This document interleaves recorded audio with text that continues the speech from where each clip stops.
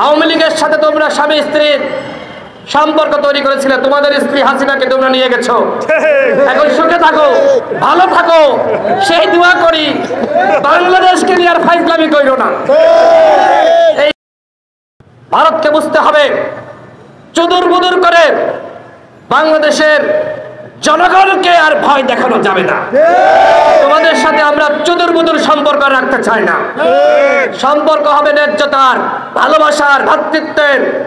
একটা লাশ পড়লে দুইটা লাশ ফেলতে হবে। হাসিনার পতনের পরে দেখলাম যতটা না আওয়ামী লীগ অখুশি হয়েছে, তার থেকে বেশি অখুশি হয়েছে ভারত। কারণ কি? কারণ ভারত বাংলাদেশকে একটি করদ রাজ্য বানিয়েছিল।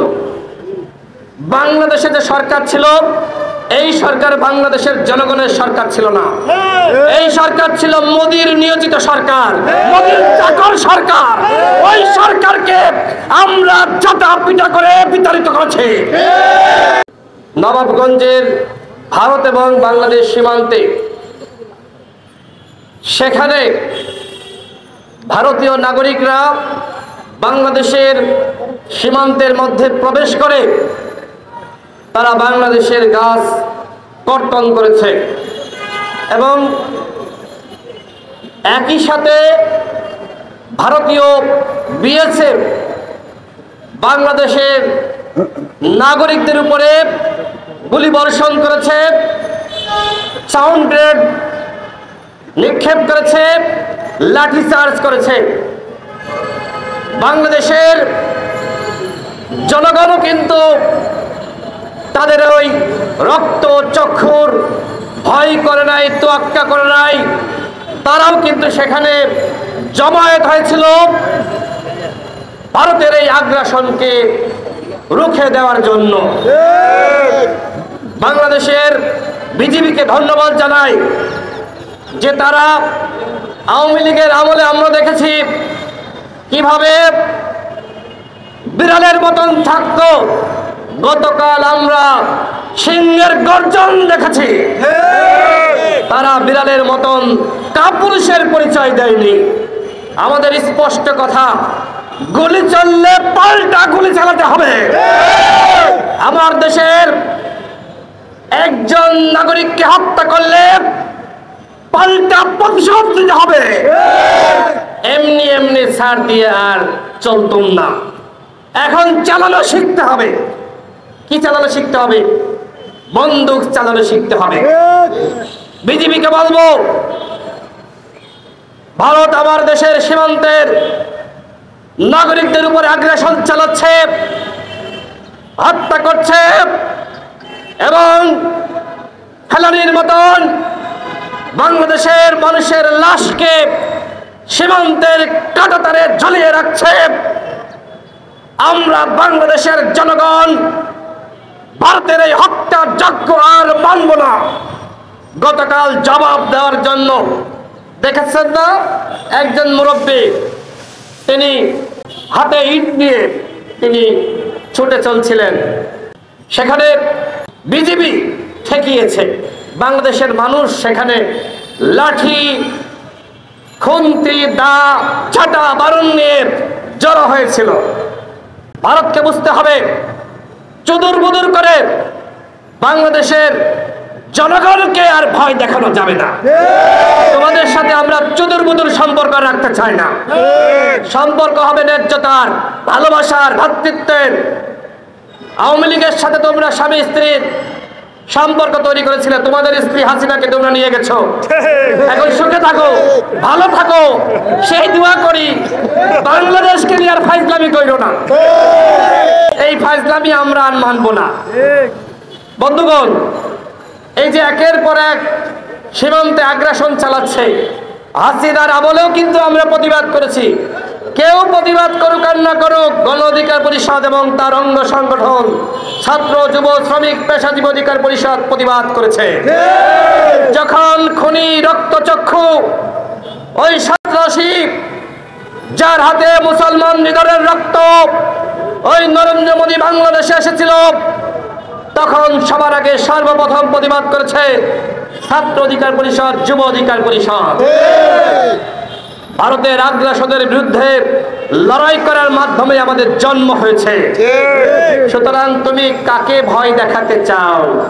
আমাদেরকে? আমরা তো হাসিনার আমলেই তোমাদেরকে ভয় পাই নাই। এখন তো আমাদের সরকার ক্ষমতায়, আমরা তোমাদেরকে ভয় পাই না। আমি অন্তর্বর্তীকালীন সরকারের মাননীয় প্রধান উপদেষ্টাকে বলবো, ভারতীয় হাই কমিশনারকে আগামী 24 ঘন্টার মধ্যে পররাষ্ট্র উপদেষ্টার মাধ্যমে তলব করাতে হবে। কেন বাংলাদেশের সীমান্তের মধ্যে প্রবেশ করে বাংলাদেশের জনগণের সম্পদ ওই গাছে কোপ দিল, কেন গাছ কাটলো, তার জবাব চাইতে হবে। কেন ভারতের বিএসএফ আমার দেশের ভাইদেরকে উদ্দেশ্য করে গুলি চালালো, কেন বোমা বর্ষণ করলো? এর মাধ্যমে তারা আন্তর্জাতিক আইন লঙ্ঘন করেছে। স্পষ্ট কথা, আমরা আর ভারতের দাদাগিরি মানব না। যদি প্রয়োজন হয় সরকারকে বলবো, ভারতের আগ্রাসনের প্রতিবাদে ভারত সরকারের বিরুদ্ধে আন্তর্জাতিক অপরাধে, আন্তর্জাতিক আদালতে আপনারা মামলা করবেন। আমরা ভারতের সাথে সম্পর্ক চাই। কেমন সম্পর্ক? হাসিনার মতন স্বামী স্ত্রীর সম্পর্ক না, হাসিনার মতন রাখি বন্ধনের সম্পর্ক না।